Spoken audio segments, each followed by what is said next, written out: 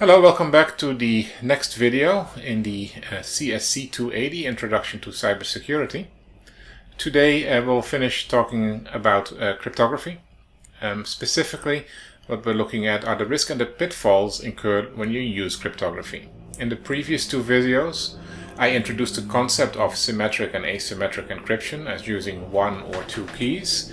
And then in the previous one we talked about hashing, which used no keys at all, but could be used to create digital signatures. And once we paired digital signatures with a public key infrastructure, we could start building towards internet security and the HTTPS or TLS protocol. Today, instead of talking about all the good things that the use of cryptography can bring, I want to talk about some of the risks and the pitfalls that are associated with the use of cryptography. So, first of all, if we use cryptography correctly, we most certainly will reach a level of protection of our data. And whether that data is in transit, as it flows over the network or through computer systems, or whether it's at rest sitting on a hard drive or some other form of storage, proper use of crypto can gain valuable benefits. It can protect the confidentiality of data, so that only people who have access to the key can actually decrypt the contents of the data and figure out what's in it. It can help protecting the integrity of the data, because now we have the ability to detect unauthorized changes, particularly by people who don't have access to the encryption keys. And in many cases, if we use asymmetric encryption, we have a way to authenticate the data. In other words, we can identify who or what made changes to the data before it was encrypted by looking at what keys were used. So there's clear benefits there. However, there's also disadvantages. The first one I think that we need to call out is a serious one, especially if you are an enterprise defender. If your job is to protect your internal network and your internal systems from attackers, you want to be able to see what's happening on those networks. And if those attackers start using cryptography, you can see that there is network traffic happening, but you cannot make sense of what that network traffic is. And as a result, if you rely on primarily having protections built into your network infrastructure, so intrusion detection or intrusion prevention systems, those are going to be pretty much useless. At that point, all the IDS, IPS will be able to do is determine that network traffic is taking place. It can identify IP addresses which were involved in the conversation and maybe port numbers if the protocols have those, but that's about it. Payload itself, content data is going to be encrypted, and as a result it's not going to be doing a lot of good to you. And that's a shift that we see happening now. More and more websites are transitioning completely to protecting their HTTP traffic with TLS, and so HTTPS is encrypted. It's end-to-end encrypted. We don't know what's happening in that encrypted stream. That's the whole point of using encryption, that even if someone looks at it, they can't make sense of it. But it also means that I, as an enterprise defender, cannot make sense of it. Now, there are things we can do, but almost all of those are probably undesirable or maybe even ineffective hacks. So if we employ those solutions, what we're really doing is saying, yeah, we'll try, but we know that we're not going to be successful, or we're going to be fairly invasive to the people who are also using our network. So the loss of visibility, especially when it comes to network-based intrusion detection and network-based intrusion prevention system, is a big concern when you start using cryptography. The real answer to that, though, should not be, let's not use cryptography. It should be, let's change your defenses. Let's move your defenses away from the network and maybe into the endpoint and into the applications where it's closer to the data and the data might not be encrypted. It is a change that is happening now, and it's not a change that's going to go away anytime soon. So loss of visibility caused by the use of cryptography is a risk. It's here to stay. It's not necessarily a bad thing, although it is definitely inconvenient. Maybe a bigger problem is the risk of data loss.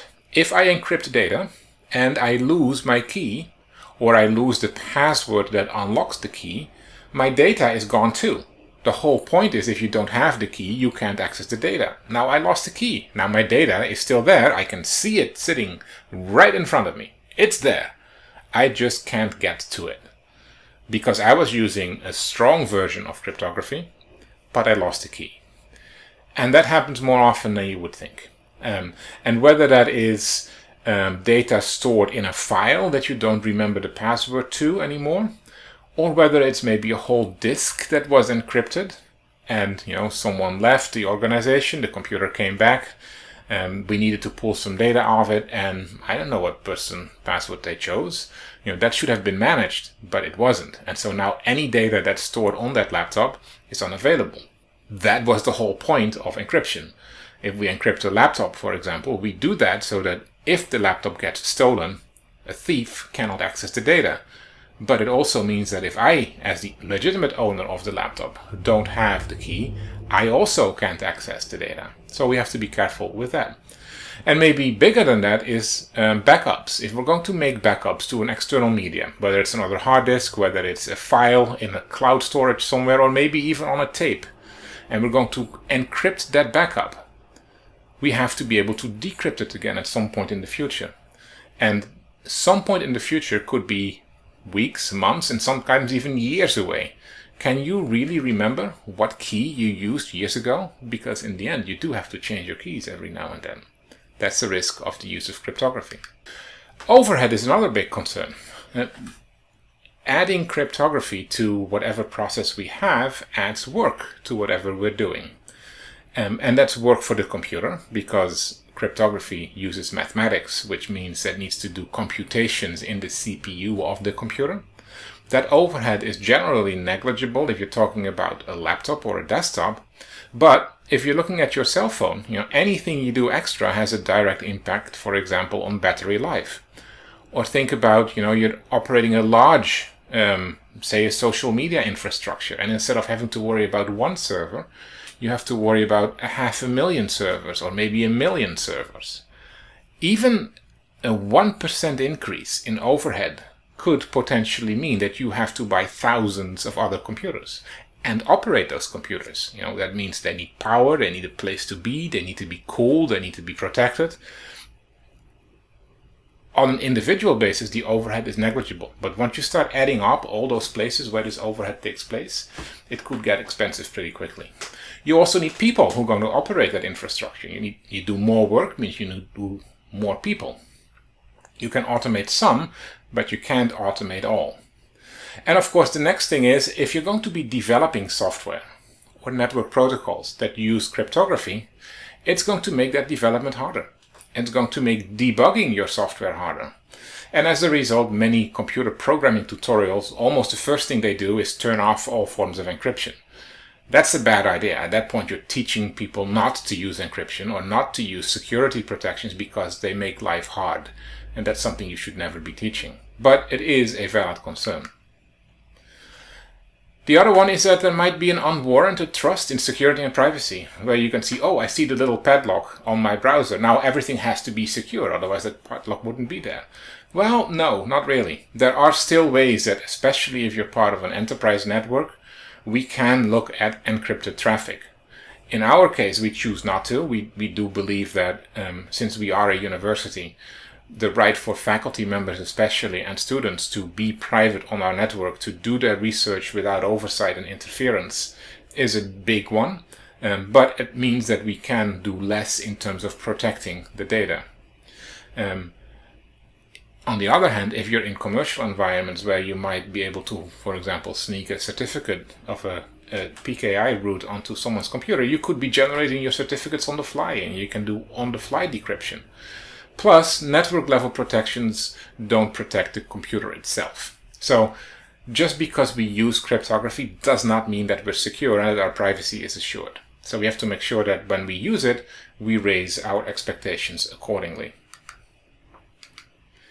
And of course, there's ethical questions, and that's a discussion that we're having at the moment quite extensively.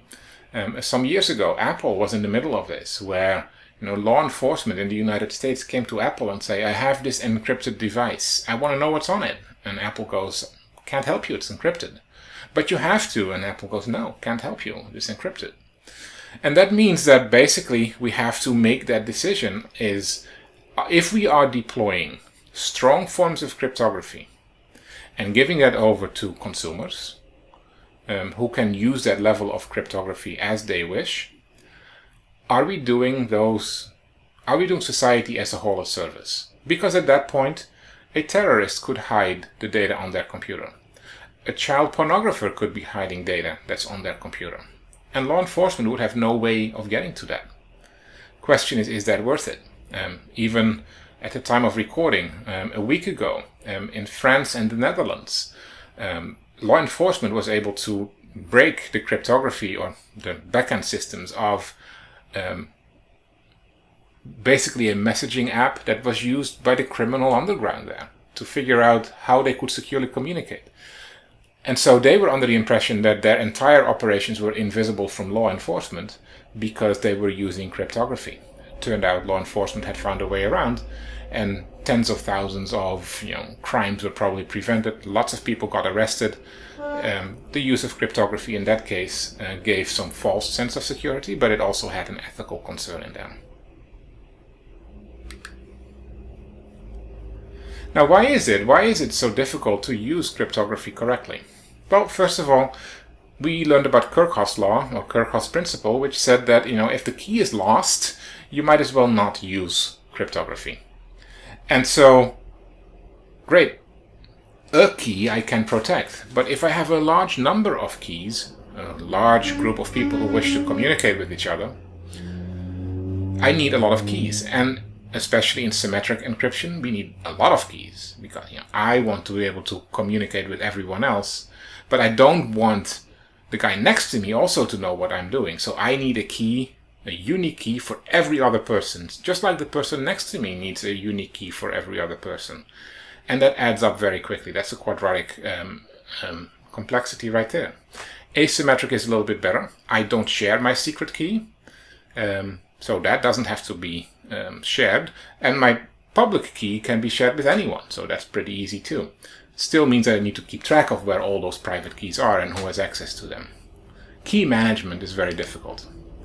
If I use those keys in combination with digital certificates, there's another level of complexity.